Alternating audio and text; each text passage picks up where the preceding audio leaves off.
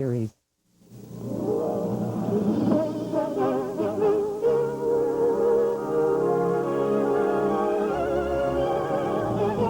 Good evening, I'm Jim Lara. On the NewsHour tonight, the news of this Monday, then the latest on efforts to break up the global credit freeze and restore confidence in the markets. A conversation with Paul Krugman, announced today as the 2008 winner of the Nobel Prize in Economics. A presidential race roundup, and the first of our big picture campaign battleground reports from New Mexico. Major funding for the NewsHour with Jim Lehrer is provided by oil, energy, the environment. Where are the answers? This isn't a liberal or conservative issue. It's a human issue. As an energy company, Chevron has a great responsibility. So we've improved our own energy efficiency 27% since 1992. And now we ask you to join us in one of the most important efforts of our time. Using less. Will you join us? Chevron Human Energy. Pacific Life, Vestas, the Atlantic Philanthropies, and with the ongoing support of these institutions and foundations.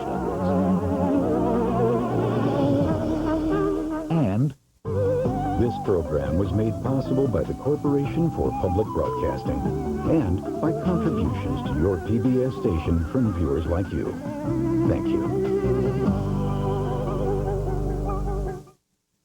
World stock markets staged a comeback today. They did so as key governments moved to support troubled banks. On Wall Street, the Dow Jones Industrial Average scored its largest point gain ever, soaring 936 points to close above 93.87. The NASDAQ was up more than 194 points to close at 1844. Overseas, stock indexes rose 8% in Britain, 11% in France and Germany. Markets across Asia also shot higher, including a gain of 10% in Hong Kong. News of European efforts to end the banking and credit crisis helped ignite the rally. On Sunday, nations that use the euro agreed on coordinated steps. Today, Britain was first to act. It was followed by Germany, France, Spain, Portugal, Austria, and the Netherlands. We have a report on the British situation from Chris Shipp of Independent Television News. It may not feel like the most significant day in the history of British banking. Your money's in the same place. You can withdraw it, save it, and pay the mortgage. But what happened this morning was unprecedented. Some of the most recognizable banking names on the high street are now effectively under government control. An hour after the markets opened, the Prime Minister stepped into a Downing Street press conference. This was his third in under 2 weeks. No wonder, given the amount of taxpayers' money he's using to prop up our banks. We've agreed to make a series of commercial investments amounting to £37 billion of public money in a number of UK banks. 20 billion in the Royal Bank of Scotland, and following the takeover of IchBOS by a strong bank, Lloyds TSB, 17 billion in the merged bank. Now taxpayers have these figures in front of them in black and white. Can you understand why they might today be a little aghast at the extent of the risk to which they're being exposed, much of it really as a result of the reckless behaviour by the banks? I can understand people's concern about what's been happening in the banking system, and I think that's why you'll see that we've laid down very tough conditions about any support we're prepared to give. The money came with strings attached, and that meant no future for the bosses who have left their businesses most dangerously exposed. So it was goodbye to Royal Bank of Scotland's chief executive, Sir Fred Goodwin. He's also waived his generous severance package. His chairman, Tom McKillop, will retire. And the chief exec of Halifax Bank of Scotland, Andy Hornby, and chairman Lord Dennis Stevenson will also play no future role at their bank. News the government is now the majority shareholder of Royal Bank of Scotland pushed its shares down. HBOS also tumbled. The Treasury says it will sell its bank shares as soon as conditions allow. But astonishingly, no one is ruling out having to find more money if £37 billion proves not to be enough. Iceland looked for international help in its banking crisis today. The small North Atlantic country was forced to take over 3 large banks in the past week. Today, the government formally sought financing from the International Monetary Fund to stave off bankruptcy. The U.S. financial rescue effort picked up momentum today. The Treasury official in charge, Neil Kaskari, said planning is moving quickly on the $700 billion program. He gave few details, but initially the plan called for buying bad debts from banks, and as of the weekend, it also calls for buying part ownership in banks. Later, the leaders of top banks met in Washington to discuss details. We'll have more on the global rescue effort later in the program tonight. House Democrats and Republicans pushed plans today for a second economic stimulus package. Democrats said they are considering more money for Medicaid, food stamps, and unemployment benefits. They did not give a price tag, and Speaker Pelosi said there is no timetable for passage. We are at a time where we have to tighten our belt, take ourselves into survival mode as we see the challenges to the economy of our country, and make some very strong decisions about our spending priorities. We cannot be steamrolled into acting. We must have hearings to review the size, the nature, the particulars of a recovery package. Instead, Pelosi said hearings will start next week. But Republicans announced their own proposal, including tax cuts and more oil and gas drilling. In a statement, Minority Leader Boehner said Congress should take additional measures to get our economy back on track, and we should not wait until January. There was more on the economy from the presidential candidates today. Republican John McCain worked to distance himself from President Bush's economic policies. In Virginia Beach, Virginia, he said, "We cannot spend the next 4 years as we have spent much of the last 8 waiting for our luck to change." In Toledo, Ohio, Democrat Barack Obama called for a 3-month moratorium on home foreclosures, among other things. He said, "We need to give people the breathing room they need to get back on their feet." We'll have more on the campaign right after this news summary.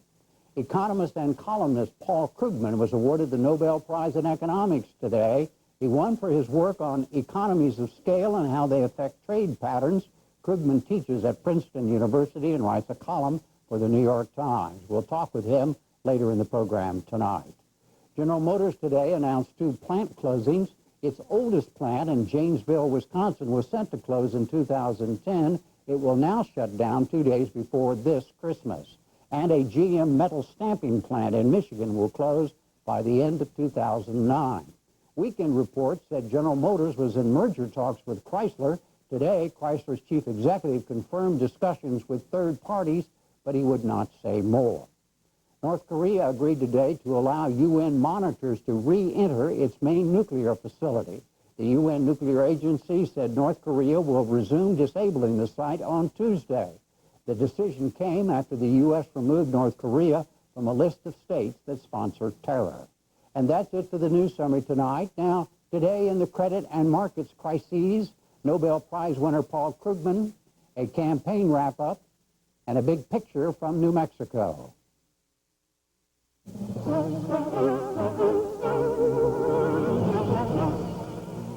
This was indeed a big day in the financial crisis, and for Wall Street, we'll have our coverage later in the program because of travel delays for 2 of our guests. We go now to the presidential campaign with 22 days to go. Here's NewsHour correspondent Kwame Holman with our report. Sarah Palin and John McCain took the stage before a large and enthusiastic crowd in Virginia Beach, Virginia this morning.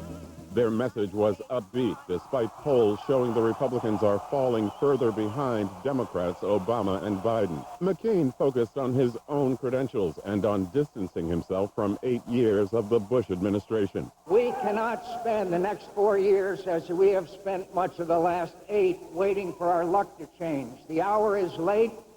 Our troubles are getting worse. Our enemies watch. We have to act immediately. We have to change direction now, and we have to fight. If I'm elected president, I won't spend nearly $1 trillion more of your money on top of the $700 billion we just gave the Treasury Secretary as Senator Obama proposes. You can't spend that much without raising your taxes or digging us further into debt. I'm going to make government live on a budget just like you do. A new ABC News Washington Post poll shows McCain trailing Obama by 10 points. a gap no candidate in modern history has overcome this close to an election. But McCain declared the presidential race is far from over. We have 22 days to go. We're 6 points down. The national media has written us off.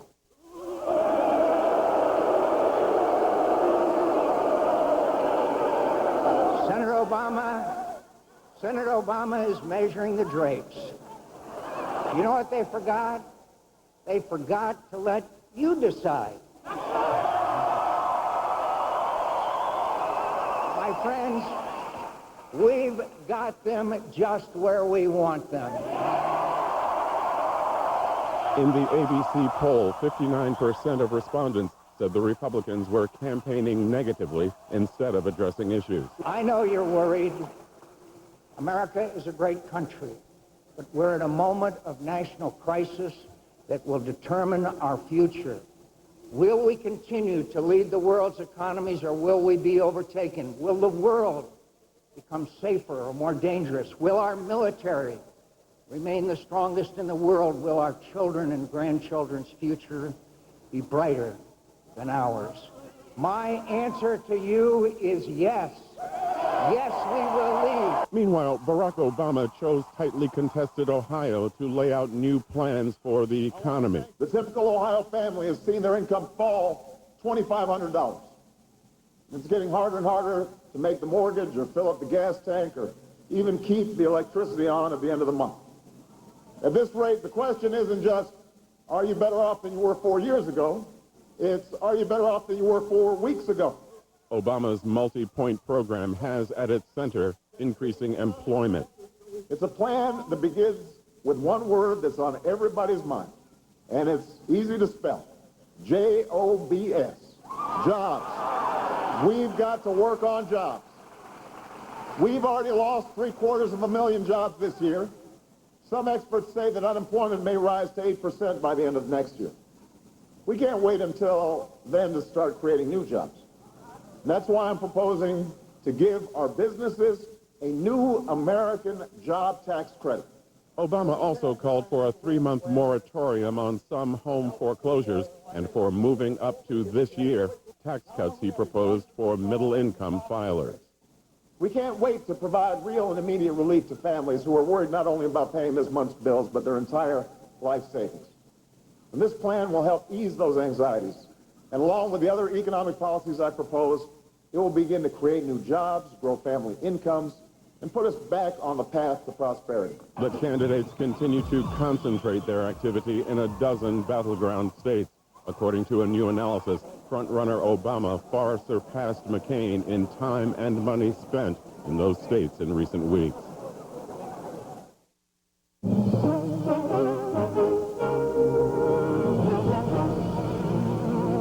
Now, on the NewsHour and the online NewsHour, we begin a week of reporting from and about New Mexico as part of our ongoing Big Picture series. The idea is to listen to what people in different parts of the country have on their minds now as the election approaches. New Mexico is very much a battleground state in the presidential campaign. Ray Suarez sets the scene. October in New Mexico brings thousands from the rest of the state and the rest of the country to the foothills of the Sandia Mountains for the 10-day International Balloon Fiesta. And this fall, with hot air balloons floating overhead, this hot political debate on the ground. For many, the economy is key. That's the case with first-time and still undecided voter Danny Lucero. I would say mostly right now, the economy and maybe like houses and jobs right now. The job market's real low and people are just trying to struggle to make it. We're a tourist state, so when we were walking around today, we noticed that even though you think it's a lot of people, there weren't as many people as there usually are here. For others, like undecided voter Todd Tillman, it's not just the economy. It's economic issues, the war that's going on right now, war against terror as well as the one that we have in Iraq. I mean, the war against terror is kind of hard to define and where it's at, but I think those are the two main issues for me right now. The presidential race has been neck and neck for months. Both candidates have made numerous visits to the state, fighting for its 5 electoral votes, votes that could help determine victory or defeat in November. How do you like yours, medium or high? Being a battleground isn't new for New Mexico. Recent elections have been so close, it's taken weeks, even months, to name a winner, says Lana Atkinson, professor of political science at the University of New Mexico. We were the closest race in the country in terms of numbers in 2004 and 2000. In 2004, there were less than 4,000 votes between Bush and Kerry, and in 2000, there were less than 500 votes between Bush and Gore. It's a very, very competitive contest at that level. That's the change the American people need, and that's what I will provide when I'm president of the United States. So both candidates are fighting for every last vote. About 2 million people live here, about as many as in greater Pittsburgh, spread out across the 5th largest state in the country. Well, New Mexico is a really interesting state and really diverse state in that it's a minority-majority state. And so we have about 43% Hispanics, 43% Anglos, and about 9% to 10% Native Americans. It's a mostly rural place with expansive landscapes and high mesas. Nearly a third of the land is owned by the federal government, and the state relies heavily on federal money, too, on military bases and research labs. The public sector plays an unusually large role in New Mexico's economy. 1 out of every 4 workers here has a job with the federal, state, or local government. I didn't know that. That translates into greater economic stability, especially in these jittery financial times, says Albuquerque Economic Development Director Gary Tonjes.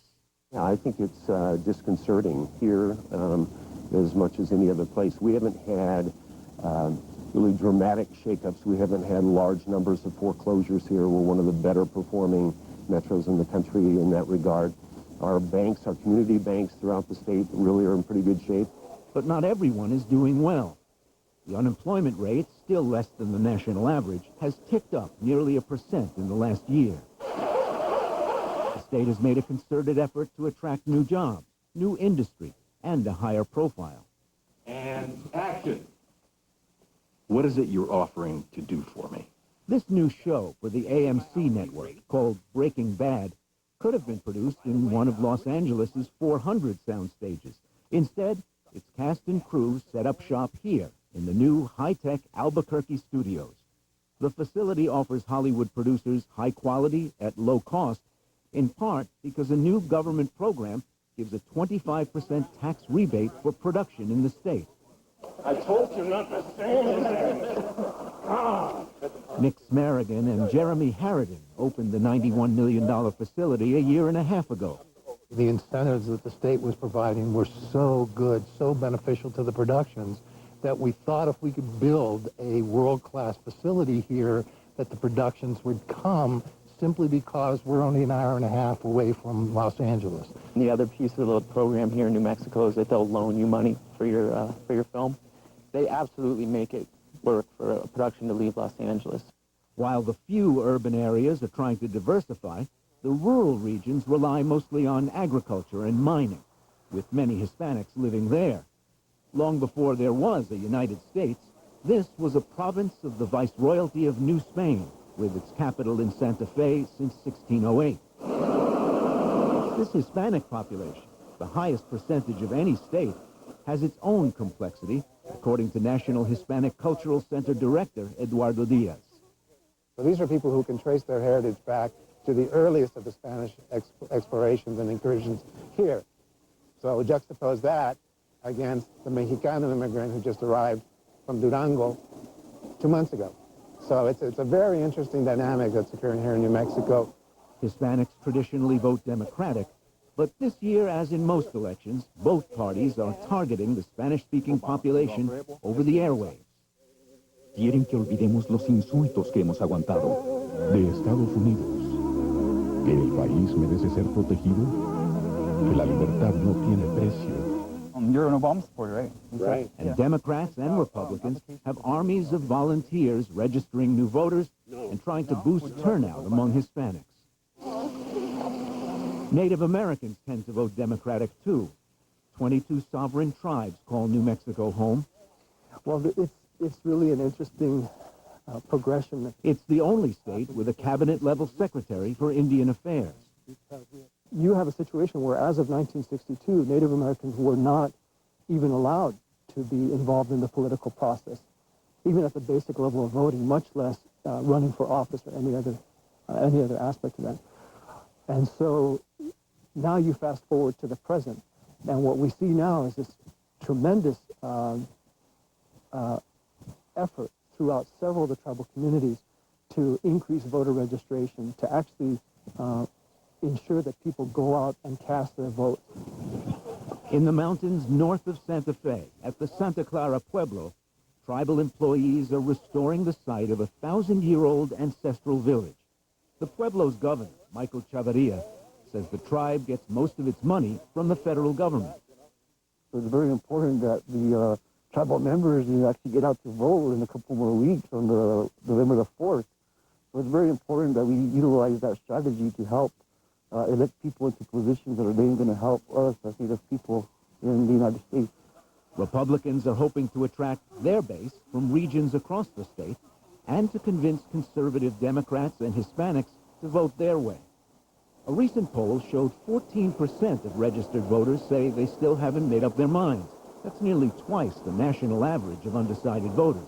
Okay, guys, so we have 30 days until this election, but until then we have to knock on every door that's on your list so we can get these people to vote for Barack Obama. So both sides are running daily phone bank operations. This is Allegra. I'm calling from the Barack Obama campaign.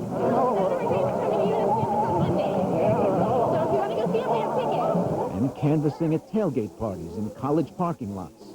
The frenzy is only expected to grow in the next 3 weeks. The race has been up in the air, but recent polls show Obama's campaign is taking off. Judy Woodruff is also in New Mexico this week. She has more on the state and the race there. For more on what's driving voters here, we are joined by Christine Sierra. She's a professor of political science at the University of New Mexico. And Joe Monahan. He's author of the nonpartisan political blog, New Mexico Politics with Joe Monahan. Thank you both for being with us. And Joe Monahan, I'm going to start with you. You just heard Ray Suarez's report. Where do you think New Mexico's almost, 1.2 million registered voters are today? Well, this is a great bellwether state. We usually pick the winner. It looks like it's trending Obama's way. The economic situation, as we all know, has drastically changed the picture of this election nationally, and that, of course, includes New Mexico. Maybe what terrorism was to the 2004 election, the big issue, that's what economic security is to the 2008 election. And it's being felt across America and across New Mexico. Maybe the economic bump, Judy, not quite as intense because of the big government base, as Ray pointed out in his setup piece.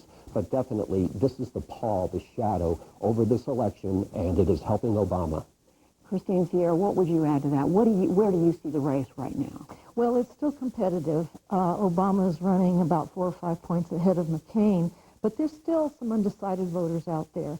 I would second what Joe was saying about the economy, and I would say that the economic meltdown and people concerned about that is also filtering down to some very competitive open races and seats for the congressional candidates. And so one surprising thing is that in conservative Congressional District 2, which is down south in our state, the Democratic candidate is running just a little bit ahead of the Republican candidate. I think that also is a reflection of just the general climate of the times and people's concerns. When you let's talk about the economy for just a second, though, Joe, because Joe Monahan, because as you pointed out, a lot of government jobs here that insulates people from the harsh winds of this economic situation. But you also have a higher than usual poverty rate in this state. Help us understand how that's affecting people's votes. Well, in New Mexico, the economic engine is Albuquerque and Santa Fe and Las Cruces, the 3 cities. But outside of those, hundreds of thousands of people reside. And these gasoline prices, for example, are really hurting in rural areas, Judy, where people have to drive a long distance. There's also a lot of small businesses in this state. This is not a big manufacturing state with companies like IBM or Microsoft. So it is being felt. Even the government employees who have their keyhole plans and their IRAs are also feeling it. But this state does have a big poverty problem. And the problem here is we didn't fully participate in the boom years and we're going to take a hit on the bus. Christine Sierra, in addition to the economy, you and I were just talking, there are other issues at play here. There are. They are related to the economy as well, though. Certainly health care issues, the concern with health care, concern with education, and also still the war in Iraq. So many of the New Mexican families, as well as some of our major ethnic groups, Hispanics and Native Americans, so many of them are involved with the military, have members in the military, or are employed in defense-related industry, which is quite prominent here in the state. So there's still very much of a keen interest in what our U.S. policy is going to be with regards to war and the fight against terrorism. In 2004, it worked very well in George Bush's favor, who argued, stay the course, re-elect me. But this time, I think the political landscape is so different, and I think people really do tie the war to the economy in regards to wanting their family members home, having served 3 or 4 tours of duty, but also the money that we're spending.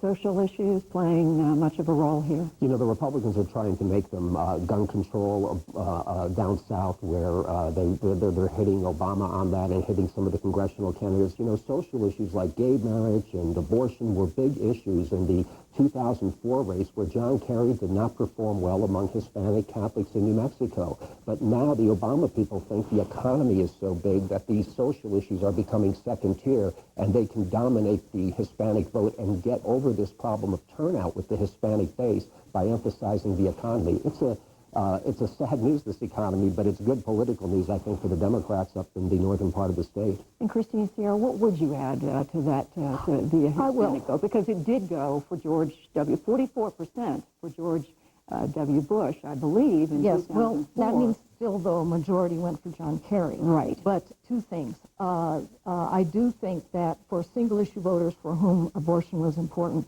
abortion was what they voted on. But I really don't think that carried the day. I do think it was kind of stay the course on defense and the war. I would add, though, that other issues like immigration, even though it's not mentioned by the political ads of the candidates on English language TV, is very much there in Spanish language television. Now, how do you explain that? Because the campaigns have finally figured out that the Hispanic vote is not monolithic, and that there is a foreign-born population, although it's much smaller here in New Mexico than in other states. But there is a Spanish-speaking population, and for them, immigration issue is not an abstraction. They have family members of various statuses of citizenship, non-citizenship, and undocumented. And so that issue, what happens to them and their family members, really is important. And both campaigns are actually blaming the other for the lack of immigration reform. And Joe Manning, let's come back, Joe Manning, to those undecided voters. I think the last poll by the Albuquerque Journal had it at something like 14, 15%. Where do you see that going? And help us understand anything more you can tell us about the efforts of these 2 campaigns and the organization here. Well, this is a big turnout day now, and New Mexico is a majority Democratic state. Obama has field offices, maybe 3 dozen of them all over the state. He is trying to pump up that Democratic turnout and bring back the Democratic Party to the Democratic candidate. This is a notorious ticket-splitting state. As Christine pointed out, we have a lot of national defense here. They like to vote conservatively, but this time, again, getting back to the economy, that is arousing the grassroots, that is getting the people excited. They want change, and that's selling, and that is bringing home these Democrats to these congressional races out here, too, that normally they would vote Republican. So I'm thinking we may have less ticket splitting as we speak than we have previously. As Christine was mentioning a minute ago, how do you see these undecideds going, or are they going to hold out? Let me just mention specifically the Hispanic vote, because the difference between Obama and McCain is dramatic. Right now, Obama's running 45 percentage points ahead of John McCain with the Hispanic vote, or at least in terms of the polls.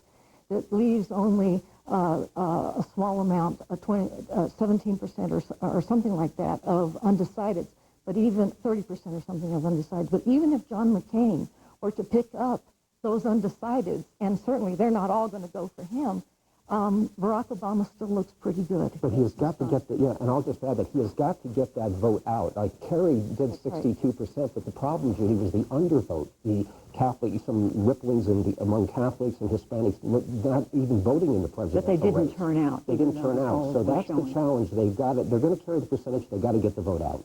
All right, well, New Mexico's been a bellwether. Maybe it will be again this time. Obviously. Joe Monahan, Christine Sierra, thank you both. Thank you very much. Thank you. There's more on New Mexico on our website, including background reports on Hispanic voters in the state and voices from citizen journalists from local PBS station KNME. As always, just go to pbs.org and then scroll down to NewsHour Reports.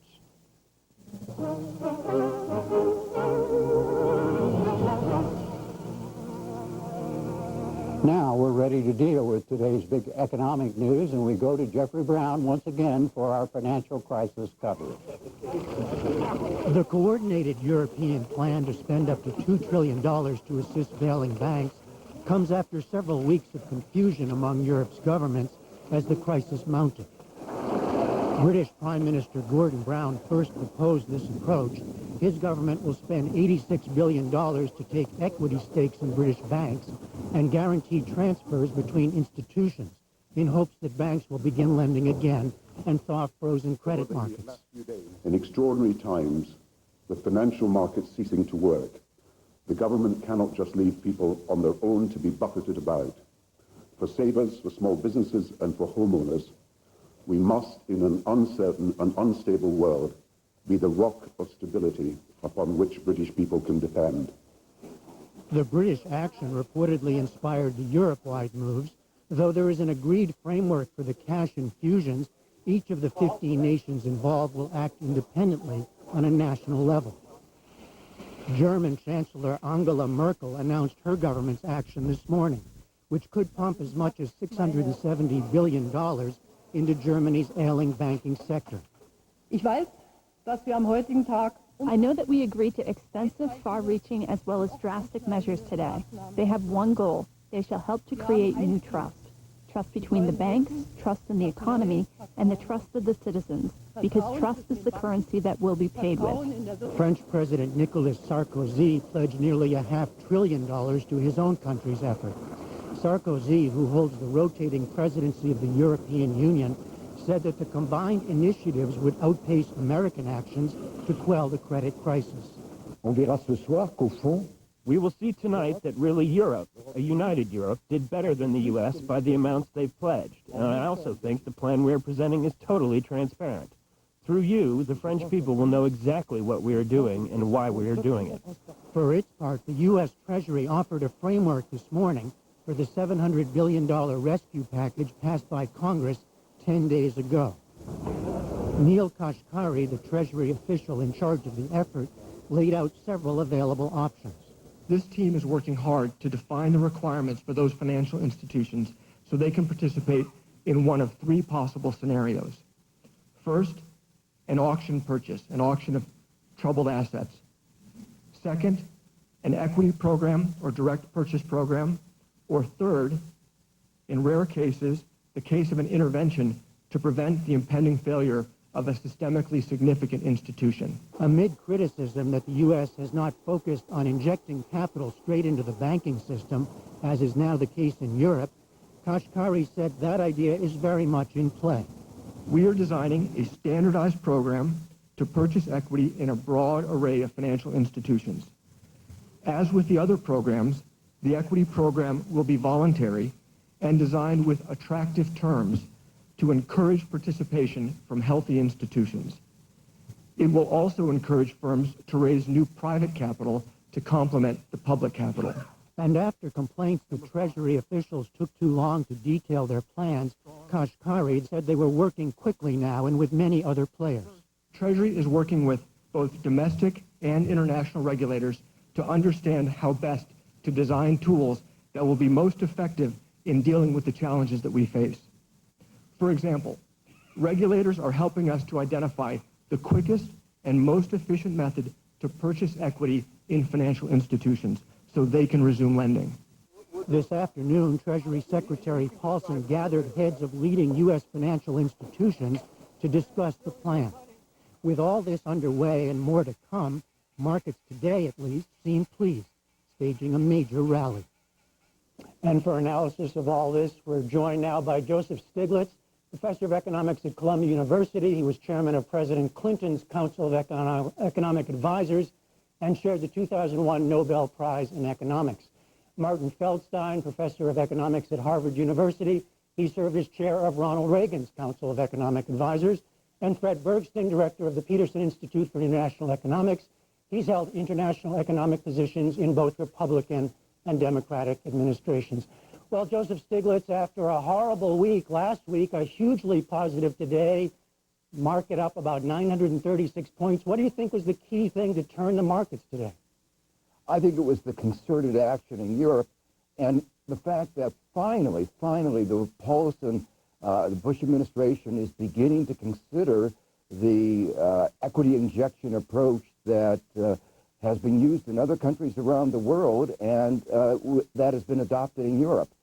The contrast between the slowness with which the Bush administration has approached the problem and the speed with which the UK, for instance, has been able to produce a program and then already implement it is really stark. And I think the fact that that kind of approach can be implemented quickly has been very reassuring. Martin Feldstein, we talked so much last week about the need to inject confidence into the markets, into the system. Is there reason for confidence today? There's more reason for confidence. There's certainly reason for the individual saver depositor to be confident both about their bank deposits and also their money market mutual fund balances. But I don't think that the program that we've heard is going to provide enough confidence to generate substantial interbank lending or lending from the banks to the wider economy. What are its shortcomings? Well, simply injecting equity by itself there isn't going to be enough equity injected to make other financial institutions and other investors in the commercial market willing to provide lots of additional funds to the major banks that are holding impaired securities. What the Europeans are doing that we're not doing is providing some kinds of credit guarantees on top of that. But the fundamental thing, in my mind, about the situation in the United States that makes us very different from Europe is that our bad mortgage paper, our bad assets in these financial institutions is being driven by the foreclosures and defaults in the residential real estate market. For the Europeans, the problem is assets that their institutions bought from the United States.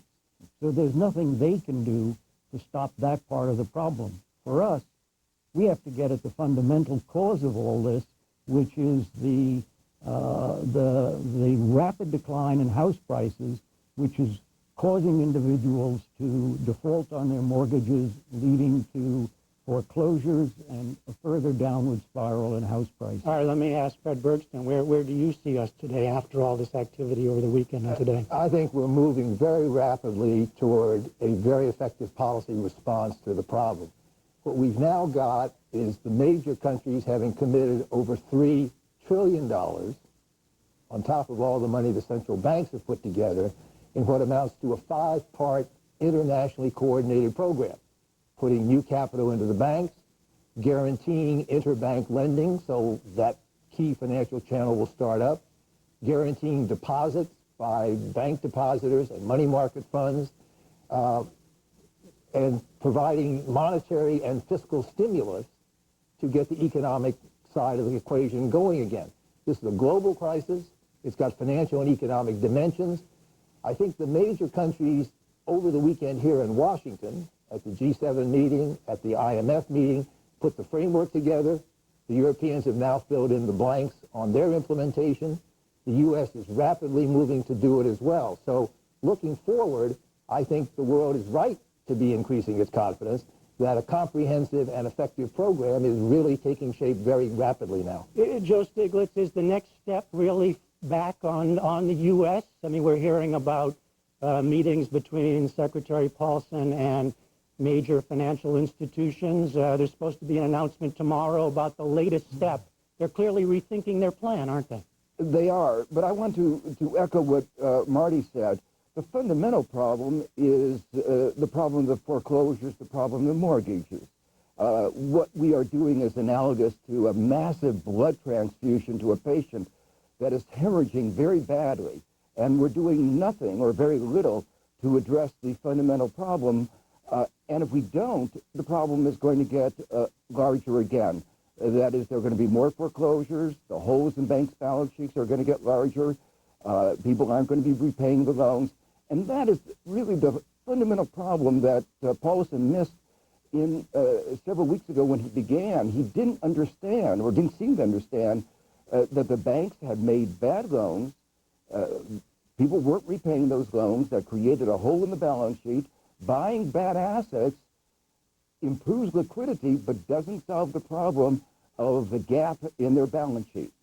So you're suggesting that the kind of rally we saw today could be quite short-lived if we don't do more? We clearly need to do more. And then the other thing that we need to do more is we need a stimulus. I wouldn't use the word stimulus at this point. I would call it recovery. I would say we have to prevent the economy from going down deeper. The fact is that states and localities are facing a crisis. If they don't get aid fairly soon and in massive amounts, they're going to have to cut back expenditures. You might call that a destimulus. We're going to have a contraction going on.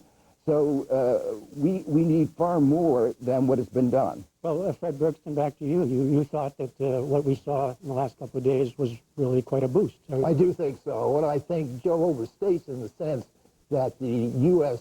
plan does include the possibility of renegotiating mortgages. The Congress insisted on that when they appropriated the $700 billion for the Paulson plan. That's got to be an important dimension of it, but I think part of that's in the plan already. The administration has already been instructing Fannie Mae and Freddie Mac, which they now own, to be doing a lot of that same kind of renegotiating. You could put more emphasis on it, you could put even more money into it, but a lot of that is already in the program and is moving forward. Martin Feldstein, you want to weigh in here?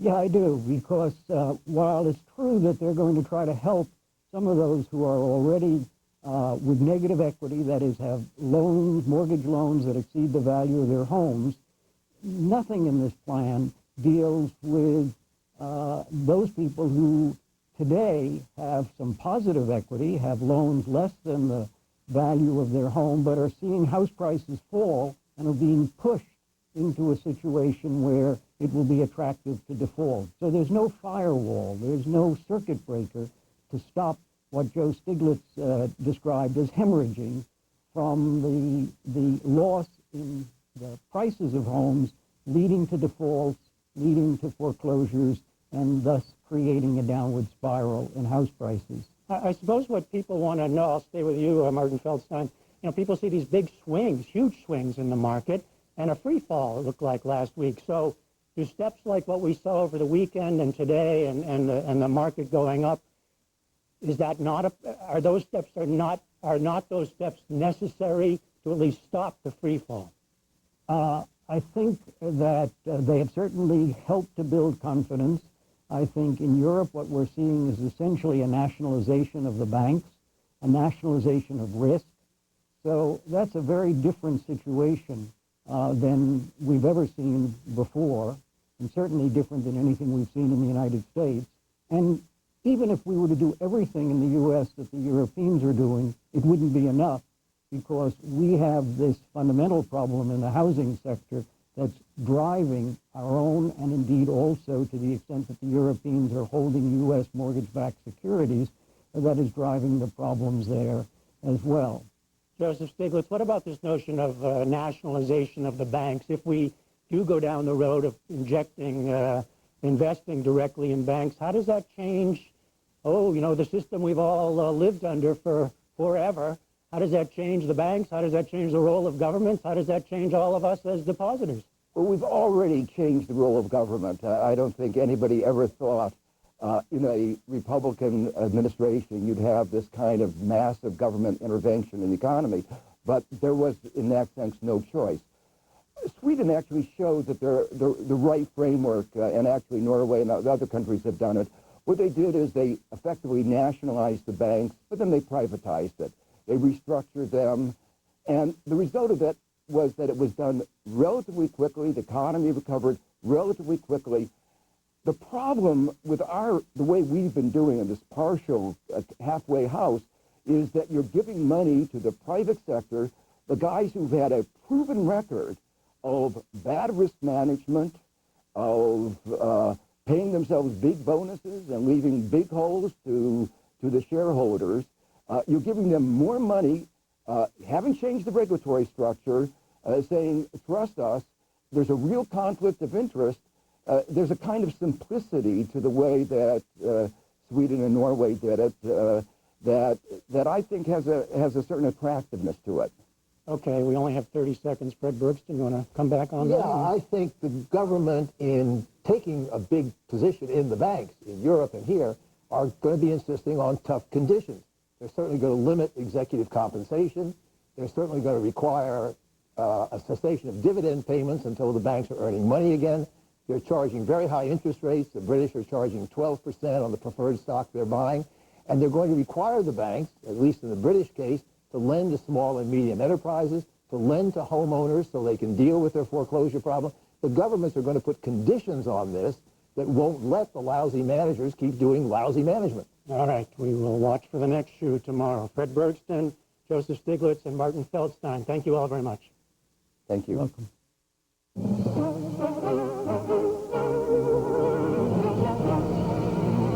And finally tonight, a conversation with Paul Krugman, winner of the 2008 Nobel Prize in Economics. He's a professor of economics at Princeton University, a columnist for the New York Times, and a frequent guest here on the NewsHour.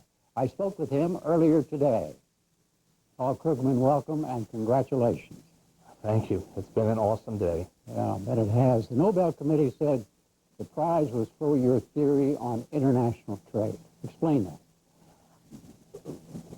Before the late 1970s, international trade was a theory about countries that are different. One country, some places tropical and other places temperate, so the tropical country is going to produce coffee, the temperate place is going to produce wheat, and that was how you thought about international trade.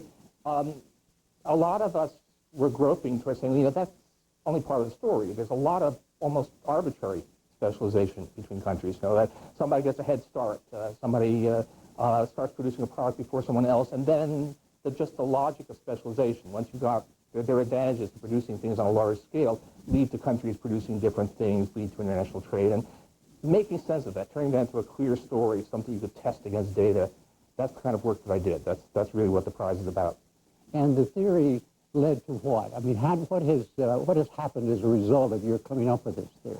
Well, first of all, there was a huge blank spot. We couldn't understand before why the United States and Canada were doing so much trade, why France and Germany were shipping seemingly similar goods back and forth, why you were sending Peugeots from France to Germany and Volkswagens from Germany to France. And the theory told you why that was happening. And then it has, to some extent, shaped policy because it tells you why, for example, integrating the European economy is so important. The advantages of being able to have 15 economies that are doing slightly different things, so that each of them is doing it at an adequate scale instead of having this fragmented marketplace. So I think it's helped with the policy, but mostly, it's scientific work. We're trying to understand why does the world work the way it does. Sure. So it's an understanding theory, as much as this was not. Most of it was not really very much about policy. There are policy implications, but it was, why is there international trade? I got you. All right. Is there no connection, do you believe, then between the warnings you've been giving the last 3 years or so about the difficulties coming in the economy if something wasn't done? If you read deep into the Nobel Committee's discussion of my work, they do talk about the work I've done on economic crises. And in fact, I did a lot of work on trying to understand crises in places like Indonesia and Argentina, which unfortunately is relevant. It does turn out that some of the same mechanisms, some of the same sort of domino effects that lead to financial collapse have been operating in the United States and the rest of the world. So there there's a connection to some of my academic work, but not the trade work. Sure. Any satisfaction at all in being right about the calamities that were coming? You know, better to have been right than to have not seen any of it. But no, I'm terrified by. You know, I did not expect to be seeing anything in my lifetime that was reminiscent of the 1930s, and I'm not gratified to be living through it. Thank you. I'd rather have been wrong in this case. You were on a program, of course, last Friday, and you were downbeat. Now, has anything changed as a result of what happened in the market today? 950 plus points, et cetera. Well, the market does what the market does, but actually there was some serious good news yesterday. Remember, you know, the United States is not the core of the world. We have, we're one of the big players, but the nations of continental Europe, the Eurozone, the 15 countries that use the euro as a currency, had a very good summit yesterday. They did much better than I thought they would. On Friday, I think I was just saying, you know, they can't get their act together. Well, on Sunday they did. They agreed on a rescue plan, which is similar to the plan that Britain has already implemented, similar to the plan that I hope the United States will implement. So actually the policy got significantly better. So I'm substantially more optimistic now than I was when we last talked. That's not enough to make me, you know, actually optimistic, but it's not as bad. Okay, as a result of the weekend. As a result, primarily of that European summit on Sunday. But the 950 points of Wall Street shouldn't be read as anything too serious. Is that what you're saying? You know, the old line that the stock market has predicted 9 of the last 6 recessions and probably 10 of the last 8 recoveries. I mean, the market can. Yeah. The market is not dollar signs when Smith wanted to privatize Social Security. Oh, and here comes George Bush, of course. Next are companies that ship our jobs overseas, followed by oil executives who've gotten billions in tax breaks from Gordon. Tell Gordon Smith and his buddies, the party's over. The Democratic Senatorial Campaign Committee is responsible for the content of this ad. There's never been a better time to switch and save with Hyundai. Switch from your SUV to one of Hyundai's fuel-efficient crossovers, and you can save up to $300 a month just in gas. Switch to the Hyundai Tucson and save with up to 25 miles per gallon. Switch to the Hyundai Santa Fe and save thousands versus Toyota RAV4 and Honda Pilot. Switch to America's best warranty. You'll save with 10-year, 100,000-mile protection. Right now, get 0% plus $1,000 bonus cash or rebates up to $3,500. Hurry to your Pacific Northwest Hyundai dealers. I know you're concerned about the economy and your future. A state treasurer with the right priorities can help. I'm Ben Westland. Since fighting cancer, Ben has championed affordable health care and covering Oregon's uninsured kids. Ben saved taxpayers millions of dollars by lowering the cost of school bonds, and he'll prepare our children for the good jobs of tomorrow. As treasurer, Ben Westland will invest in wind and solar to lower our energy costs. My priority will be to help you. 12 beef patty, special sauce, lettuce, cheese, pickles, onions on a sesame seed bun. That's in tonight's Circular File with Deborah Knapp. Actually, the customer did not get that, but they tried. They tried. In tonight's Circular File, a drive-through customer to a fast food restaurant in Vero Beach, Florida, was a bit short on cash. So he offered something else. 20 cents. With men and women everywhere. Matthew Shepard, 21, brutally murdered because he was gay. Ted Kennedy, Gordon Smith, 2 senators, 1 Democrat, 1 Republican, fighting together for the Matthew Shepard bill. Tough sentences for those who commit crimes of hate, in honor of 1 young man, in honor of 1 strong belief. I'm Gordon Smith, and I approve this ad.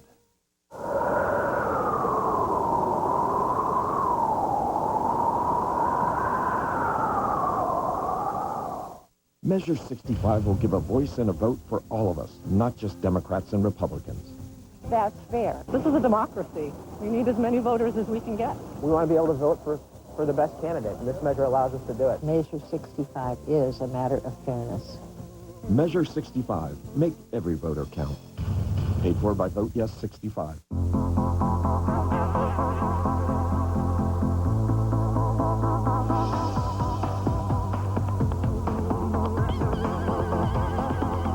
Able Supply, your neighborhood supply store. The grand opening of Oregon's largest flooring center, just south 503 Carpets.